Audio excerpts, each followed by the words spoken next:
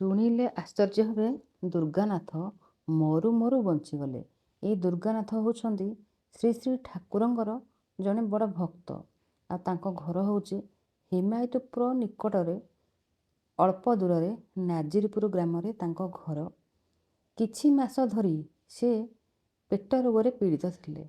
ଏମିତିକି 6 ମାସ ପର୍ଯ୍ୟନ୍ତ ତାଙ୍କର ପତଳା ଝାଡ଼ା ହେଉଥିଲା।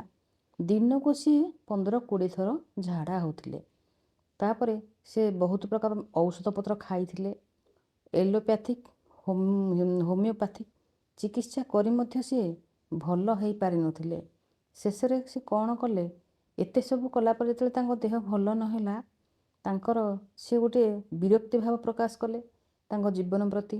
ତାପରେ ସେ ଯେଉଁ ଦେଓଘରରେ ଯେଉଁ ବୈଦ୍ୟନାଥ ମନ୍ଦିର ଅଛି ସେଠିକୁ ଗଲେ। ସେଇଠି ଯାଇକି ସେ ଗୁହାରିଆ ପଡ଼ିଲେ। ଗୁହାରିଆ ପଡ଼ିଲେ ପୁରା 1 ମାସ।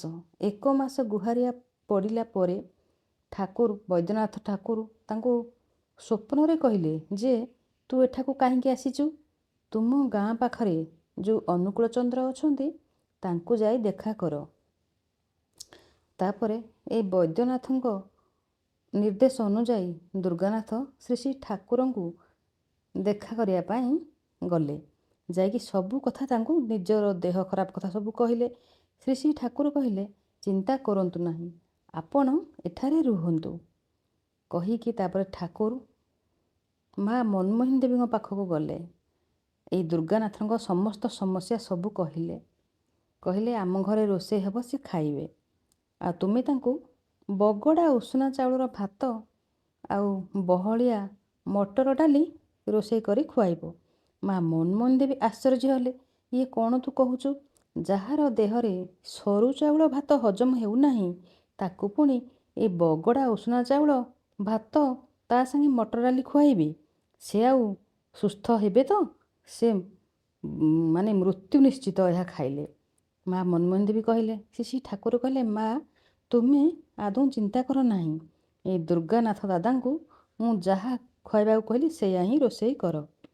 ତାପରେ ଦୁର୍ଗାନାଥ ଦାଦା ରୋଷେଇ ଯେତେବେଳେ ମନମୋହିନୀ ଦେବୀ ରୋଷେଇ କରିସାରିଲେ, ତାପରେ ଠାକୁର ଡାକିଲେ। ଯେତେବେଳେ ଖାଇବାକୁ ଆସିଲେ ଦୁର୍ଗାନାଥ ଦାଦା ମାନେ ସିଏ ବି ଟିକେ ଡରିଲେ, ଯେହେତୁ ତାଙ୍କ ଦେହ ଖରାପ। ଖାଇବା ପାଇଁ ମାନେ ଯେତିକି ସେ ଡର ଲାଗୁଥିଲା ତାଙ୍କୁ ଖାଇବାକୁ, ଖାଇଲା ବେଳକୁ ସେତିକି ଭଲ ଲାଗୁଥିଲା। କାହିଁକିନା ସେ ବହୁତ ଦିନ ହେଲା ପେଟ ଫୁଲ କରି ସେ ଖାଇନଥିଲେ, ଯେହେତୁ ତାଙ୍କର ଝାଡ଼ା ହେଉଥିଲା। ତାପରେ ଶ୍ରୀ ଠାକୁର କହିଲେ, ଏବେ ଖାଇସାରିବା ପରେ ଆପଣ ବିଶ୍ରାମ କରନ୍ତୁ। ତାପରେ ବିଶ୍ରାମ କରିସାରିବା ପରେ ଯେତେବେଳେ ଟାଇମ୍ 4ଟା ବେଳ ହୋଇଗଲା, ଠାକୁର 4ଟା ବେଳେ ଶ୍ରୀ ଠାକୁର ଦୁର୍ଗାନାଥଙ୍କୁ ପଚାରୁଛନ୍ତି ଯେ ଆଉ କ'ଣ କେମିତି ଲାଗୁଛି? ପେଟରେ ଆଉ କ'ଣ କିଛି ଗୋଳମାଳ ଜାଣୁଛନ୍ତି କି? ଦୁର୍ଗାନାଥ ଦାଦା କହୁଛନ୍ତି, ନାଇଁ କିଛି ସେମିତି କିଛି ମୁଁ ଅନୁଭବ କରିପାରୁନି। 6 ମାସ ଧରି ଯେଉଁ ଦିନକୁ 15-20 ଥର ପତଳା ଝାଡ଼ା ହେଉଥିଲା ସେଇଟା ବନ୍ଦ ହୋଇଯାଇଛି। ଆଜି ମୁଁ ଗୋଟିଏ ଥର ଯାଇଛି। ତାପରେ ଏମିତି କହିଲେ। ତାପରେ ଧୀରେ ଧୀରେ ତାଙ୍କ ଦେହ ସମ୍ପୂର୍ଣ୍ଣ ସୁସ୍ଥ ହୋଇଗଲା।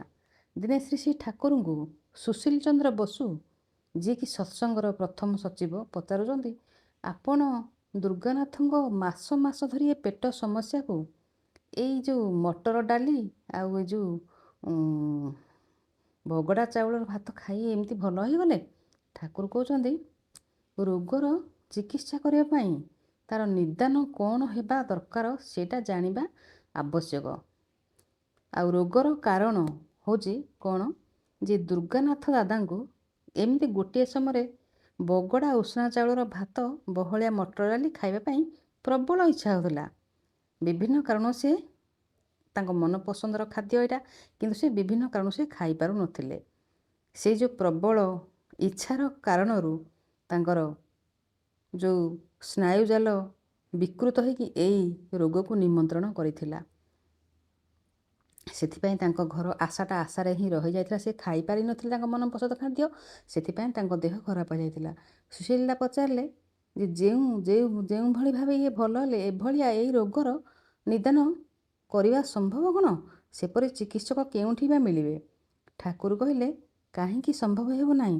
ଚେଷ୍ଟା କଲେ ସବୁ କିଛି ସମ୍ଭବ ହୋଇପାରିବ। ତେଣୁ ଯେଉଁ ଖାଦ୍ୟ ସେ ଖାଇବା ପାଇଁ ବହୁତ ଦିନ ହେଲା ସେ ଅପେକ୍ଷା କରିଥିଲେ, ସେ ଖାଇପାରିନଥିଲେ। ତାଙ୍କର ସେଇ ଆଶାଟା ନିରାଶ ହେଇଯାଇଥିଲା। ଆଶାଟା ଆଶାରେ ହିଁ ରହିଯାଇଥିଲା। ସେଥିପାଇଁ ତାଙ୍କ ଦେହଟା ବହୁତ ଜୋରେ ଖରାପ ହେଇଯାଇଥିଲା। ତାପରେ ସେ ଯେତେବେଳେ ଖାଇଲା ପରେ ତାଙ୍କ ତ ଦେହ ଭଲ ହେଇଗଲା। ଭଲ ଲାଗିଲେ ଗୋଟେ ଲାଇକ୍ କରିବେ।